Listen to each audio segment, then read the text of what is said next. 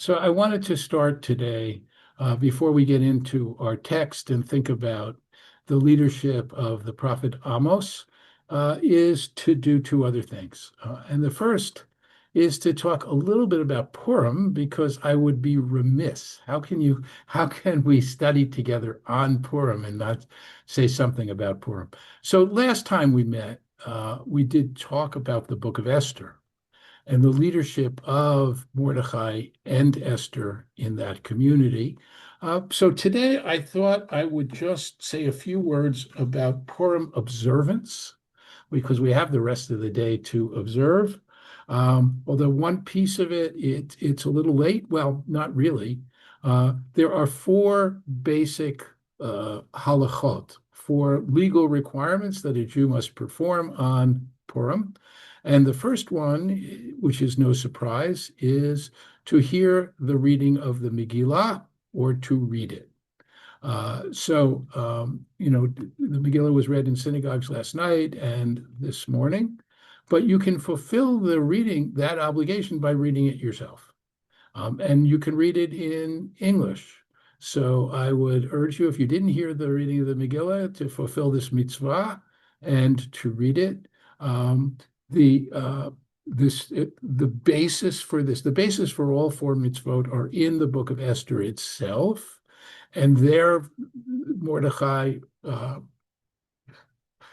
commands essentially that the story be written down and be passed down to Jews throughout the ages, and that this holiday will be commemorated forever. I would, by the way, mention the fact that there are other Purims. This is not the only Purim. This is the one that's observed by the entire Jewish people, but a day of deliverance from anti-Semitism got commemorated in other times, particularly in Germany at one point. Localized Purims, Purim for a city, for example, were declared and should be remembered. Now, no observances with respect to those Purims. They're really commemorative days. So we have the reading of the Megillah, scroll of Esther. The second thing we have is shalach manot, sending of portions, this again comes right from the language of the book of Esther, where it says that the people, Lahudim Haita, Orav Simcha, Sason Vikar, they had light and joy and gladness, and they sent portions to each other.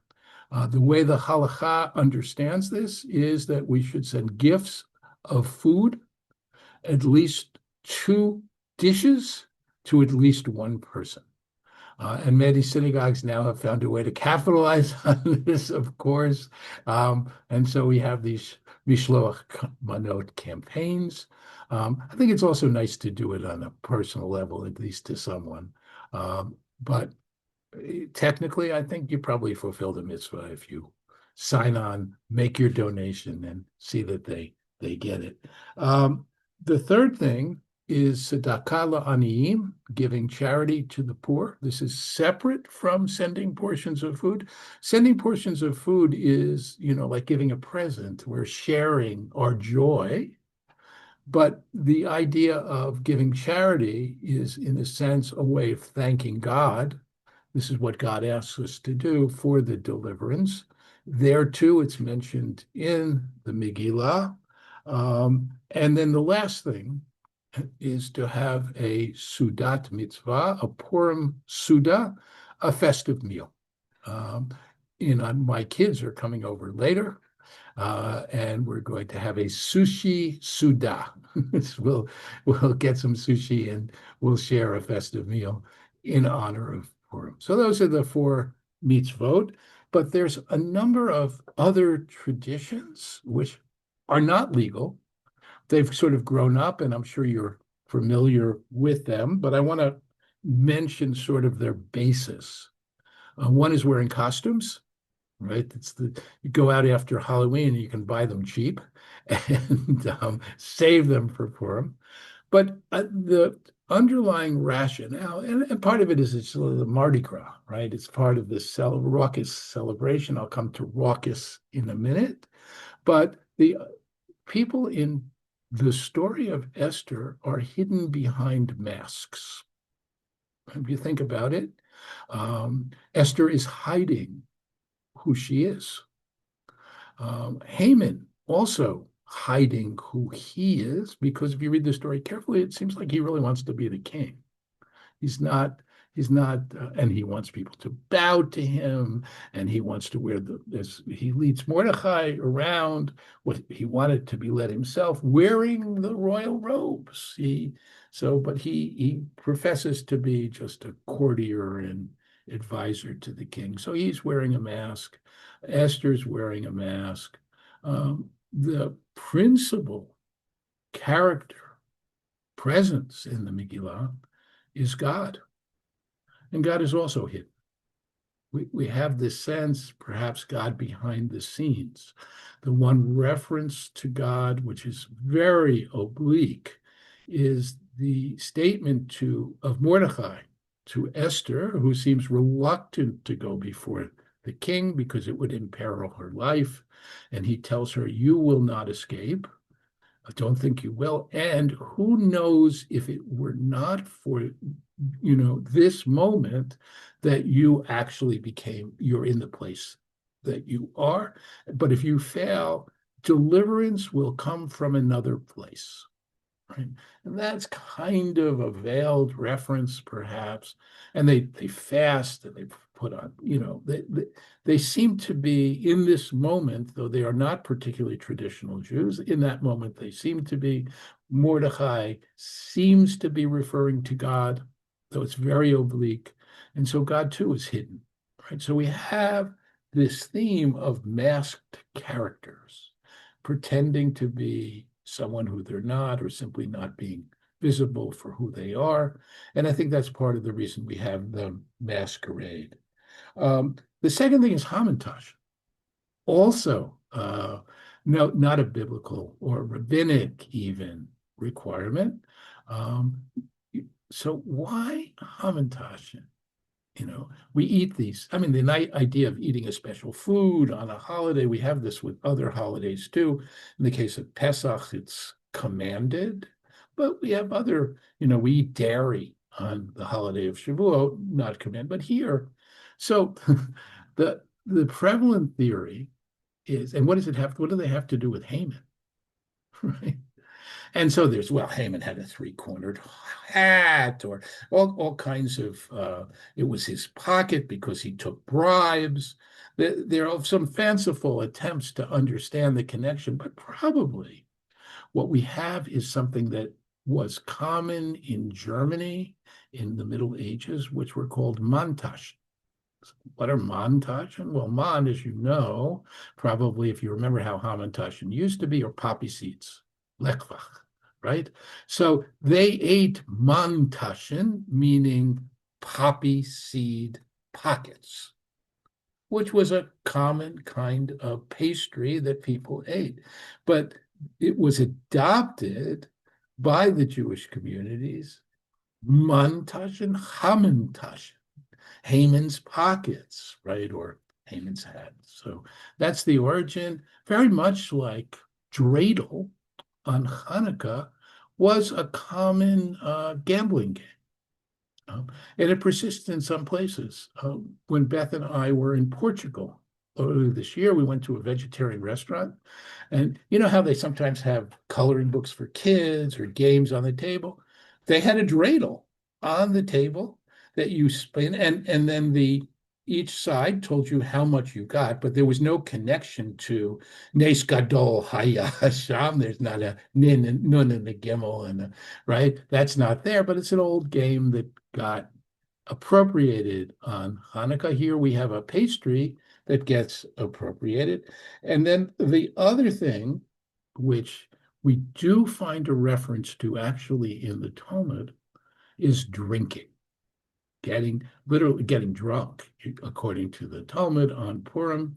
And in one connection, of course, is to the Megillah itself, where we're told that they had these feasts, these banquets. And we said, and at the beginning, everybody's drinking for a year. And it says specifically there that the drinking was according to the practice, right? People could drink and drink. Presumably the king is providing this as their feasting in honor of his anniversary of becoming king.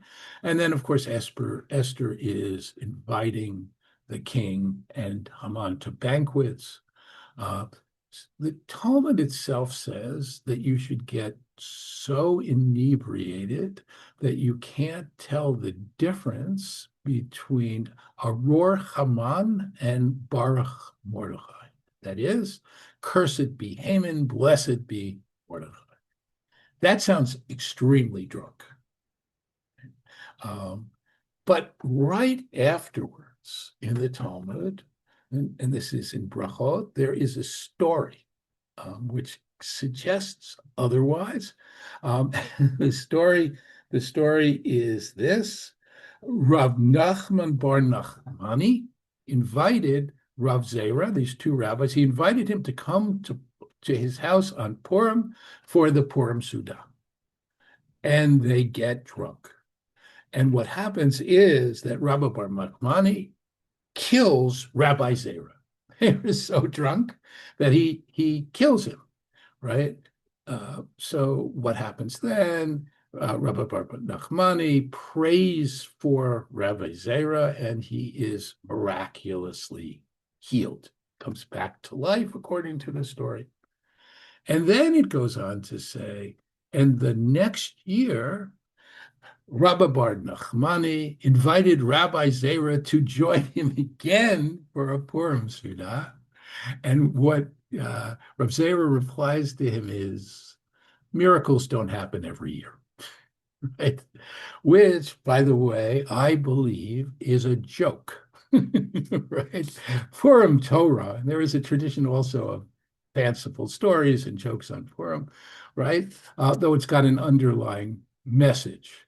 Right. So here we see the consequences in this story immediately after the idea that we should get so drunk that we can't tell the difference between, cursing Haman and blessing Mordechai. It's there to temper, I think, that statement. And that's how the commentators later on understand it as they try to struggle with the tension between what looks like a legal obligation on one hand and this story on the other. And so the most, I guess, generous in terms of drinking is it really has to do with gematria. Gematria is adding up the numerical values of the letters on one side and on the other. And if you're enough abbreviated, if you're drunk enough, it's hard to do the math, right? But in general, the commentators and the subsequent law says you should get a little bit more happy than you generally are. And that's kind of where it's left. So we have the laws of Purim, and we have some Purim customs in honor of the day. And I'm going to leave it there, and I just want to open it up if there are any questions about Purim before we go on.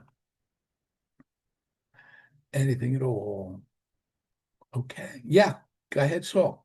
I think in the Orthodox shuls, the night before the Megillah reading, the night of the Megillah reading, they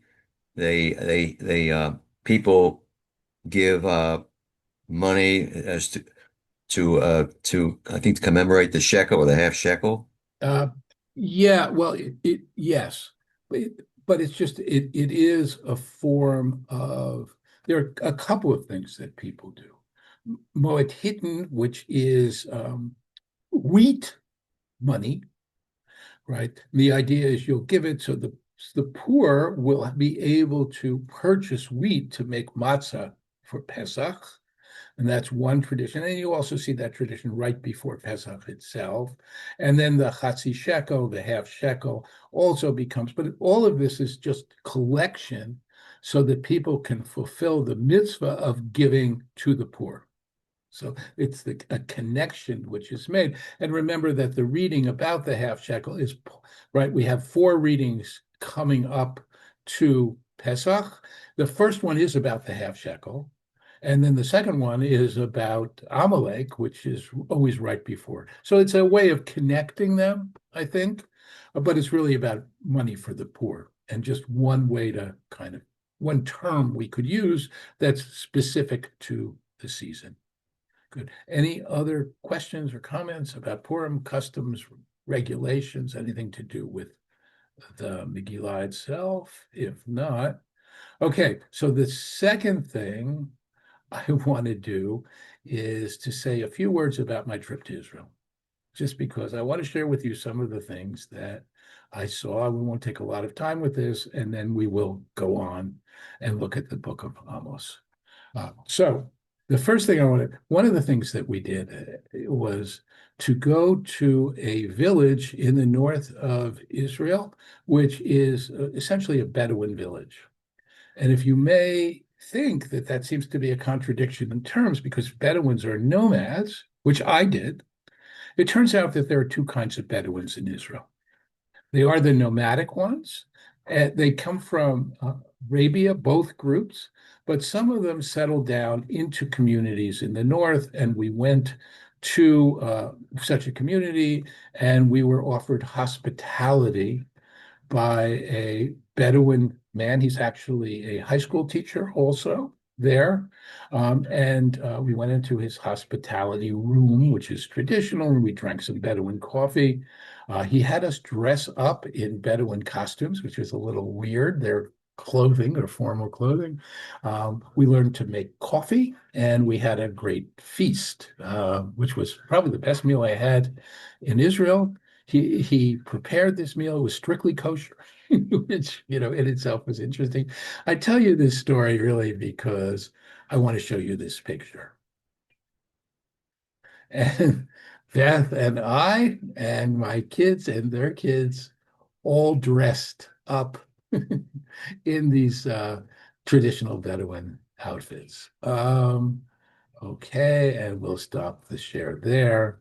Um, for what it's worth, I felt a little bit ridiculous doing it. I would point out that Whiskey, who was the Bedouin whose hospitality we enjoyed, he didn't dress that way, but it was fun. Okay, more to the point. One of the places we went to was Bet Sha'arim. Bet Sha'arim is a place which was during the Talmudic period, a place where many, many people were buried. It's caves, and you can go into these caves and you see one burial place after another. The way people buried in the Talmudic period was that bodies were laid out, their bones were gathered, the bones were reburied. But one of the things that is really special about Beit Sharim is that it is the place where Rabbi Yehuda Hanasi, the rabbi who created the Mishnah, which is the beginning of the Talmud, is buried. And we actually know that. First of all, because there's an inscription on his grave. He lived in the 2nd century. So I was blown away by being able to be there. He actually died in a city called Sipori, which is not that far away, which was a Roman Jewish city, which we also visited. But it was his desire not only to be buried in Israel, Palestine in those days, but also to be buried there in Beit Sharim. And one tradition that grew up around him, and for centuries and centuries, people would come and study at his grave. And so I studied with my kids. We went to a place which is roughly it's a cave. So we went up on top of the hill that he's buried in, and we studied a piece of Mishnah, which of course is what he put together, which was a wonderful experience for me. Now I want to say something more, a little darker. One of the places we visited was Hostage Square in Tel Aviv. And this is the place when there were hostages in Gaza where people gathered again and again throughout this period for years to commemorate the hostages, to think about them, to implore the government to do something to rescue them. Now, fortunately, much of what was there, and there's art and exhibits. It's really something in itself. A lot of it is gone, but one thing that was left, they had created a kind of tunnel that you could walk through that mirrored the underground tunnels that the hostages were held in. Um, but what we saw in that tunnel and what I saw all over Israel are not pictures of the hostages, not anymore. They're pictures of soldiers who died in the war in Gaza. And I have to tell you that we have no idea, most of us, I did, the depth of pain in Israel. Everybody knows somebody who lost somebody. And you see these stickers on lampposts and other things all over Israel with pictures of the people who died and their names and a little bit about them. And I thought about hostages, but for Israel, the cost of this war really, and if you think about it, it's not surprising, was huge. So I want to show you one other picture. And I have to go this way. I think it's this way. There's Beth. I'm almost there. Yeah. So this is the tunnel in Hostage Square. You can see it's not very long, but look at all of this, and it continues right through the tunnel, all the way through. And these faces are not hostages, not anymore. And you see stickers like this all over. So let me stop sharing. So the other thing that happened to me, and this is less positive, we decided on Shabbat afternoon to go with our grandchildren, our kids and our grandchildren, to the Kotel. This is the Western Wall, which was actually not a wall of the temple. It was part of the retaining wall on the platform that Herod built, on which he built the temple. So we went there, and in particular, we wanted to go to what's called the Kotel Ezrahi, which is a section of that wall, not really the main section, a section that really was archaeologists had uncovered. And it has become a place where men and women pray together at the Kotel. There has been for years something, and it's something that the Supreme Court had ordered. So we went there in order to be at the Kotel and to say some prayers. In the process, I tripped and fell on my face on the stones, and this was Shabbos afternoon, and I was bleeding. I'm fine, by the way. This was not but I wound up in the hospital at Sharet Zedek Hospital because I needed to get X-rays and scans just to make sure I wasn't bleeding in my brain because my head had. Anyway, so Sharet Zedek Hospital, which is one of the main two hospitals in Jerusalem, and we were there and waiting in the waiting room for the emergency room, looks as you might think. Somebody comes around with packages of food. Volunteers. We got these packages with potato salad and crackers, and right. This is a Jewish hospital. You have people, right? Volunteers, no charge.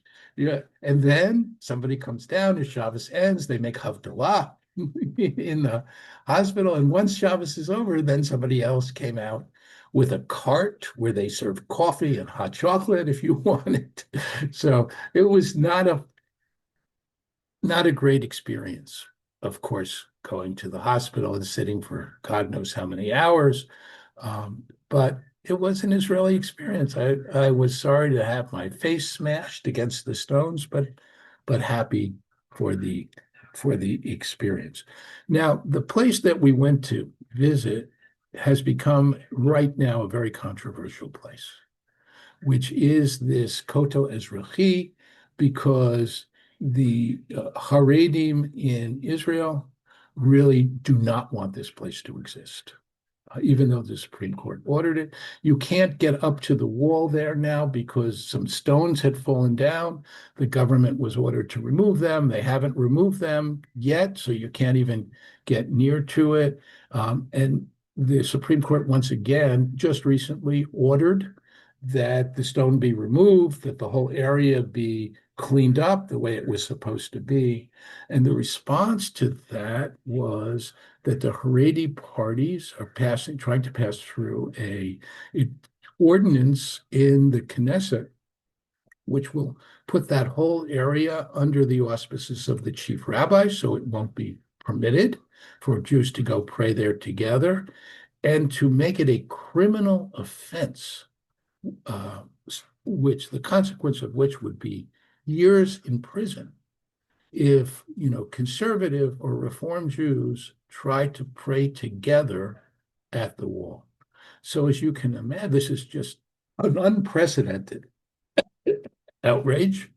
And it remains to be seen what will happen because of the war with Iran. It's not at the top of anyone's list of concerns, though until the war it had been. It's a major issue in Israel right now, and undoubtedly will come back after the war. One last thing I want to share with you, and then we'll study some Torah together. And this was, in some ways, my biggest takeaway. The north of Israel, and in Israel in general, is integrated. Jews and Arabs, Israeli Arabs, some Christians, some Muslims, to a degree that I have never seen before. We took taxis. The cab drivers were Arabs. You go to the pharmacy, the pharmacists are Arabs. You go to the hospital, the doctors and nurses, some of them are Arabs. They're mixed communities, some separation by choice and in other places, no.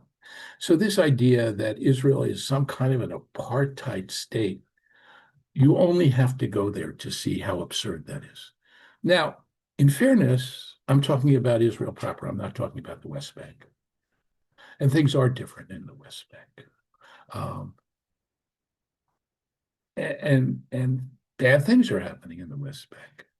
And that's politics, among other things, and, wrong, in my view.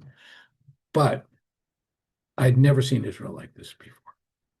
Years ago, when Beth and I were there, we were there during the Second Intifada, walking around Jerusalem, there was a deep sense of animosity within the Arab community. We were in Jerusalem. It's a little scary. And now those are fully integrated societies. And that was the most positive thing that I saw in Israel. So, having shared with you a little bit about Purim and a little bit about my trip, I want to turn now to begin at least studying the book of Amos. And so I'm going to share my screen once again and come to the book of Amos. All right, so these are the words. This is, the superscription. The words of Amos, a sheep breeder from Tekoa, who prophesies concerning Israel in the reigns of King Uzziah of Judah and Jeroboam of Joash, son of Joash of Israel, 2 years before the earthquake. So this earthquake, which is famous, well known, took place in the year 770, about before the Common Era. So we're talking about the 8th century. So you remember probably that after the time of Solomon, the the Israel gets split into two different states with two different kings, Israel in the north, Judah in the south. And we have King Uzziah of Judah and Jeroboam, the son of Joash of Israel. And Tekoa is in Israel in the south. Um, no, no, wait a minute. Let me just, yeah. Tekoa is in the south and it's near Jerusalem. So that's where he's from. And the fact that he is a sheep breeder means that he was relatively wealthy. He wasn't a shepherd, but someone who owned flocks. So perhaps we would say he's middle class. All right, and now we get his first prophecy, um, and he proclaims the following: God roars from Zion and shouts aloud from Jerusalem.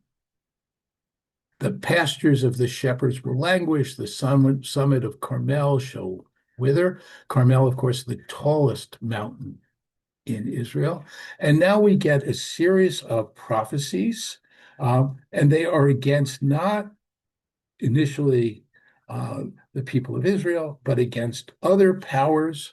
And these are powers that surround states, that surround Israel, starting with Damascus, which is in the north, of course, Syria, even in those days, Damascus. And there's a repetitive structure.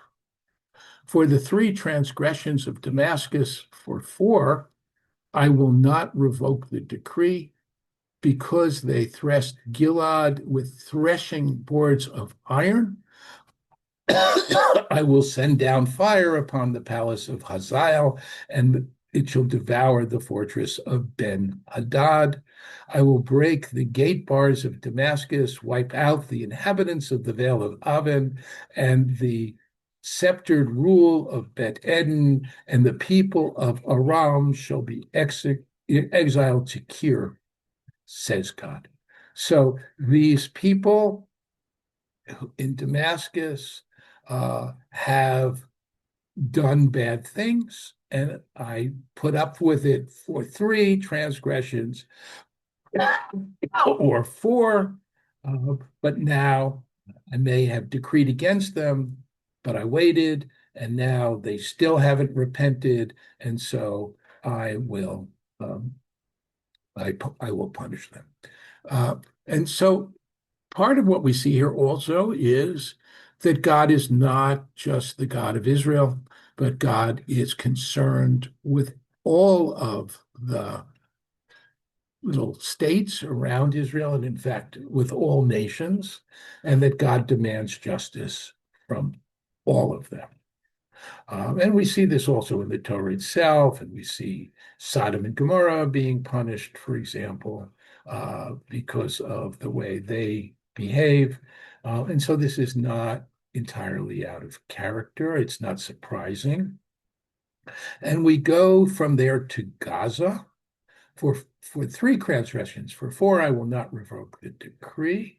And maybe three and four, which equals seven. That may be why this language is such. And you can see that the prophet this is like the beat of a drum. Why? Why? Because they exiled the population, which they delivered to Edom. So I will send fire upon the wall of Gaza and devour its fortresses. I will wipe out the inhabitants of Ashdod and the sceptered rule of Ashkelon, and I will turn my hand against Ekron, and the Philistines will perish without a remnant. So these are the five Philistine cities, and because of their behavior, their behavior. Robert Alter, in his translation and commentary here, refers to these as crimes against humanity, these various other people and how they treated. Now we move on to Tyre for the three transgressions of Tyre. For four, I will not revoke the decree, but now I will punish them. They handed over an entire people to Edom, ignoring the covenant of brotherhood. I'll send fire upon the wall of Tyre, and I will develop its fortresses. And thus says God, for the three transgressions of Edom, for four I will not revoke the decree, because he pursued his brother with a sword, repressed all pity. His anger raged unceasingly, his fury stormed unchecked, and therefore God says, I will set fire upon Teman and devour the fortresses of Bozrah. And now we move to the Ammonites, and again, 3 and 4, because they ripped open the pregnant women of Gilead in order to enlarge their territory. And so what will God do?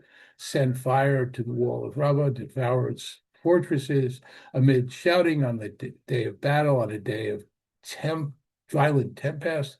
Their king and their officers shall go into exile together. And so we have again and again these other states being punished. The offenses are not very specific, and the punishments are sort of similar. And now we come to Moab, 3 and 4. What did Moab do? He burned the bones of the king of Edom to lime. And the idea that the dead must be treated with respect, that they did not, and here they're going to be punished. God will send fire down, and it will destroy fortresses, and they'll die in tumult and shouting and the blare of horns. I will wipe out the ruler from within her and slay all the officials, says God. And now we get to Judah. Up to now, we haven't been talking about the people of Israel. And now we're talking about Judah. Remember, this is the southern of the two states. And this is actually where Amos is from. For the three transgressions of Judah, for the four I will not revoke the decree. Why? Because they have spurned the teaching of God and do not observe divine laws. They are beguiled by delusions. And the word delusions here is probably a reference to idols, after which their ancestors walked. So I will send down fire on Judah. It will devour the fortresses of Jerusalem. Now, at this point, we have seen 7 prophecies of doom. And remember, and the last one against Judah, not that specific, any of them, even this, the prophecy against Judah, sort of, they haven't observed laws, they followed idolatry, but it's not very specific. And we have 7. Now, if you are sitting in the north, which is where Amos is prophesying, you're probably okay at this point. And you're probably expecting that he's done, right? Because in general, things come in 7s. It's a nice round number. It is symbolic of completeness. And the fact that Judah is being prophesied again, not so terrible. In fact, there were periods when the kingdoms of Israel and Judah warred against each other.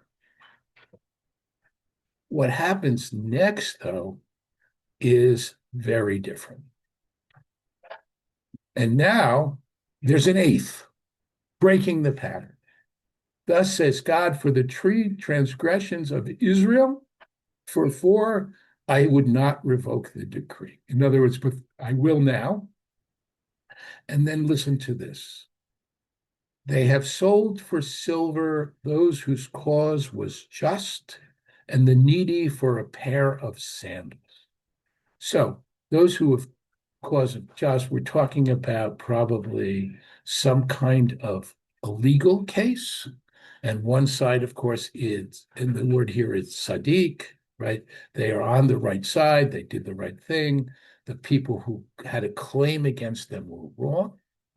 But they have sold those whose cause was just. In other words, the courts have been taking bribes. And worse, the needy have been sold for a pair of sandals. Being sold, of course, probably means becoming enslaved, and for a pittance, in other words. So here we see something much different, much more specific. And unlike the case of the Southern Kingdom, where it's a violation of the covenant or it's very general laws, idolatry, here it's about how the poor are treated. It's about injustice. And here it's you trample the heads of the poor into the dust of the ground. You make the humble walk a twisted course. Father and son go to the same woman and therefore profane my holy name. This is a little ambiguous. It could mean one of two things. The word here is na'ara, a young woman, and it may be incest. Or there are those who think that this was some kind of sacred prostitution, that they both go to the same prostitute. Now we have this image. They recline by every altar on garments taken in a pledge. And you probably remember from the book of Exodus that if you take a garment in pledge, you have to return it to the person who gave it to you in order that they can go to sleep at night. Right? And then you can reclaim it in the morning. So what are they doing? This is again abuse of the poor. They are taking these garments so that they can lie down, right? And they're wealthy. And they do it by the altar, right? This place which should be sacred to God. And they drink in the house of their God wine brought with fines they imposed.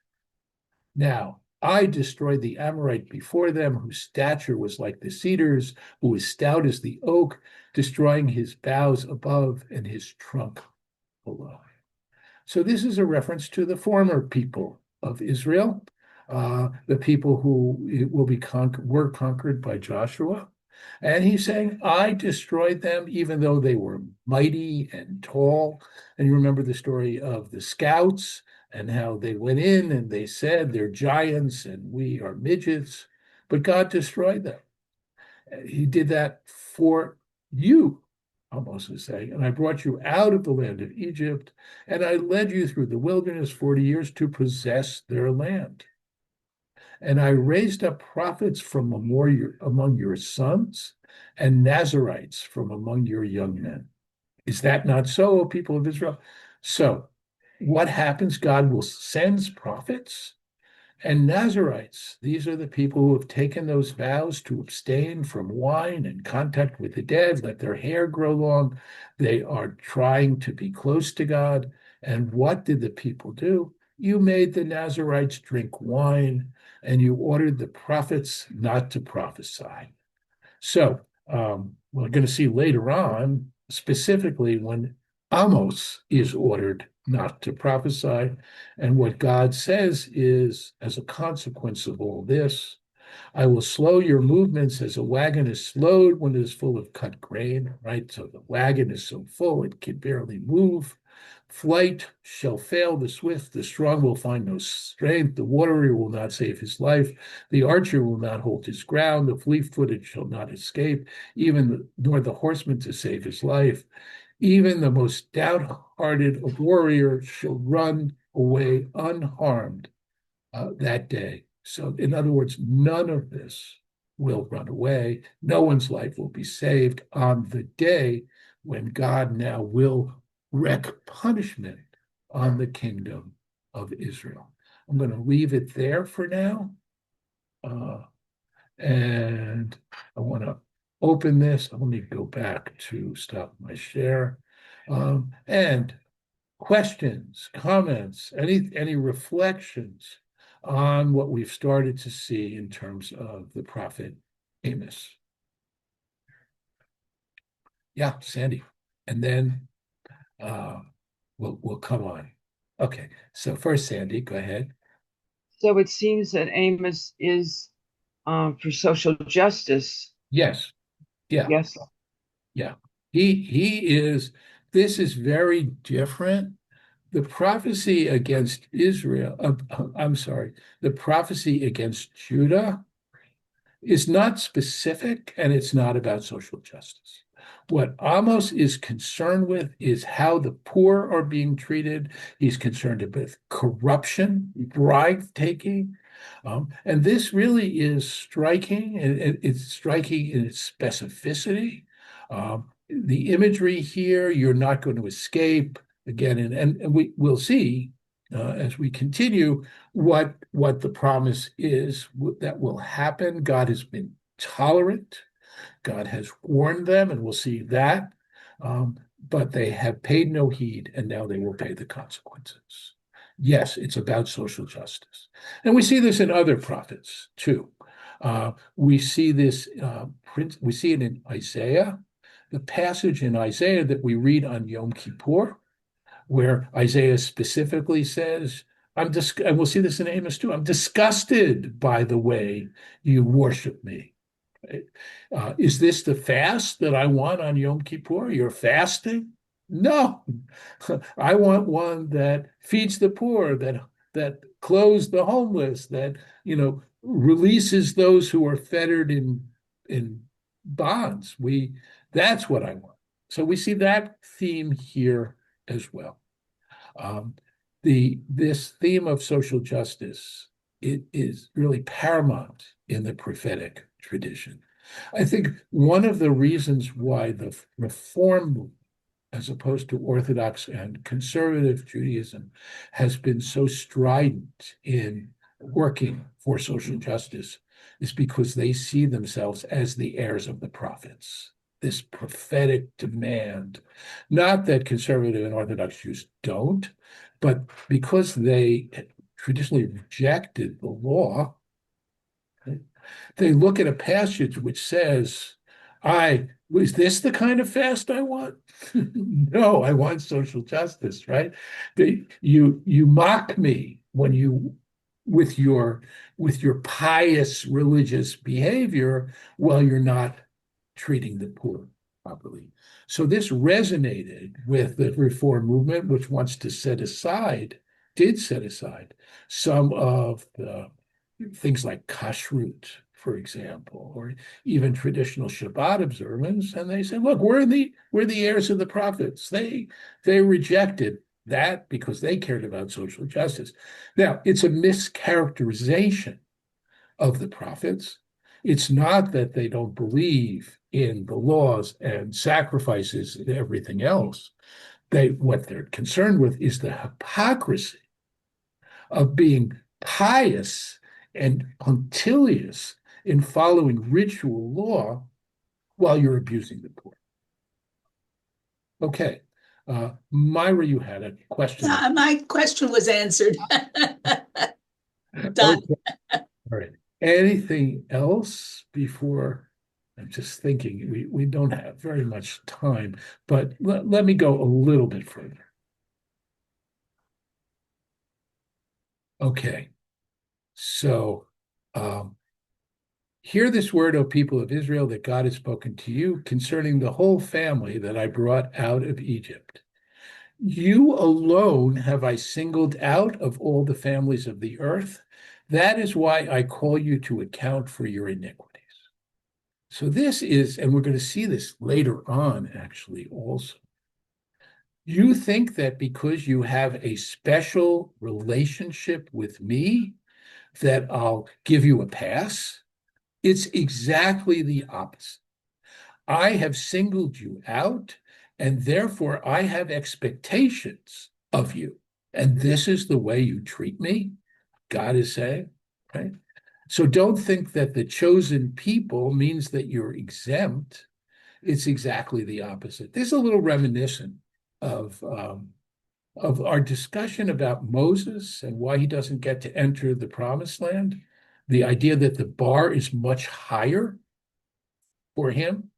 And here too, in a sense, it's saying the bar is much higher for Israel. Now, this is in a little bit of a contradiction from what we saw earlier, of course, because we had these other nations that were being punished also.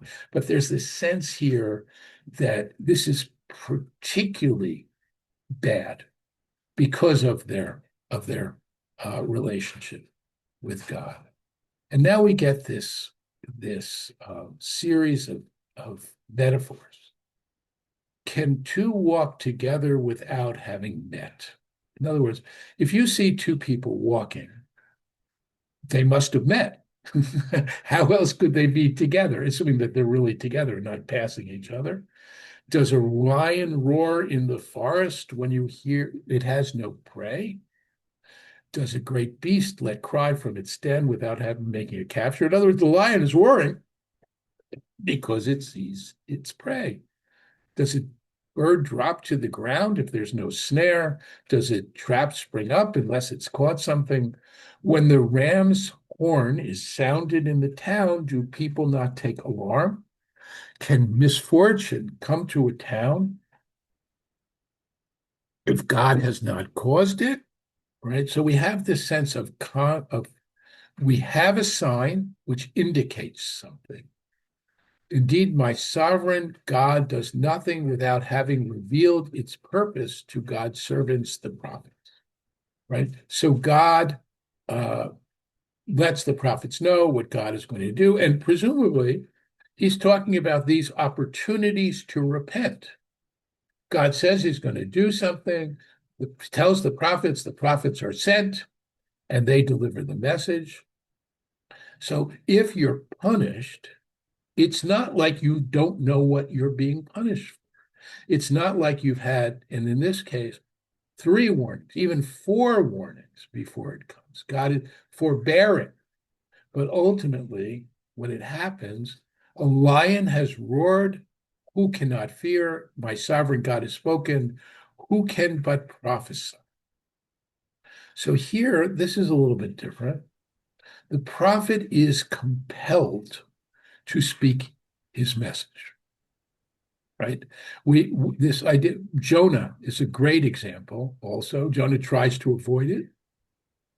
It's not me, essentially, Amos is saying. I have no choice but to say what I'm saying. Proclaim in the fortress of Ashdod and the fortress of the land of Egypt, say, gather on the hill of Samaria and witness the great outrages within her and the oppression in her midst. They are incapable of doing right. They store up lawlessness and rapine in their fortresses. But surely, thus says the sovereign of God, an enemy all about the land. He will strip you of your splendor. Your fortress will be plundered. Thus says God, as a shepherd rescues from the lion's jaws 2 shank bones or the tip of an ear, so shall the Israelites escape who dwell in Samaria with the leg of a bed or the head of a couch. So what we're talking about here is what will be left after God's punishment is like the bits of the lamb which the lion has devoured. What we have here is the notion, and we see it throughout prophets, of there will be a remnant of the people of Israel who will be spared. And we'll see this at the end of Amos, and then there will be peace and prosperity and good things for that remnant. I'm going to leave it here. We'll come back to chapter 3 next week. Questions, comments, thoughts before we wind up. Go ahead, Myra. Unmute. Okay, I've unmuted. This is all written. Were people supposed to hear this?